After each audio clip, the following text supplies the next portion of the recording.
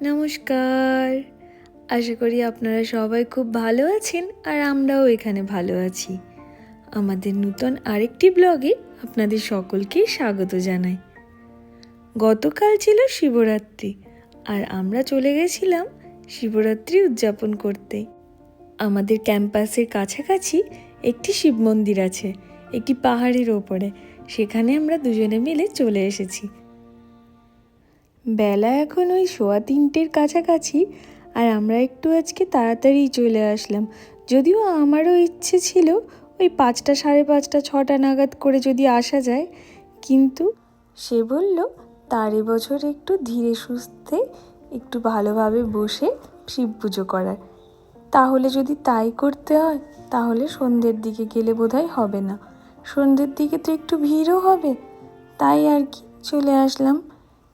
একদিকে এসে ভালোই হয়েছে জানেন তো, আমাদের আসার আগে ওই 2-3 জন মতন ছিলেন, তারা চলে যাওয়ার পরে আমরা দুজন। বাড়ি থেকে জিনিসপত্রগুলোও আমি জোগাড় করে দেওয়ার পরে নিজেই সে আলাদা আলাদা করে নিজের মতো গুছিয়ে নিয়েছে। বেশ ভালোই লাগলো এরকম ফাঁকা ফাঁকা ধীরে সুস্থে শান্তিভাবে শিব পুজো করতে পেরে। চলুন এবার বাড়ির পথে রওনা দেওয়া যাক।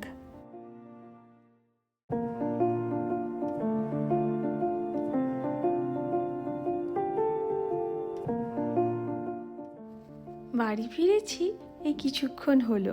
একটু প্রসাদ নিয়ে আজকে একটু আলুর তরকারি বসিয়ে দিয়েছি আর গরম গরম কয়েকটা লুচিও ভেজে নিয়েছি, আর শেষে একটু কসুরি মেথি আর ধনেপাতা। চলুন আজকে ব্লগটা তাহলে এখানেই শেষ করলাম। দেখা হবে অন্য একটি ব্লগে। ততক্ষণের জন্য ভালো থাকবেন, সুস্থ থাকবেন। আর আজকে ব্লগটি কেমন লাগলো সেটা অবশ্যই কমেন্টে জানাবেন। ভালো লাগলে একটা লাইক করে দেবেন। টাটা।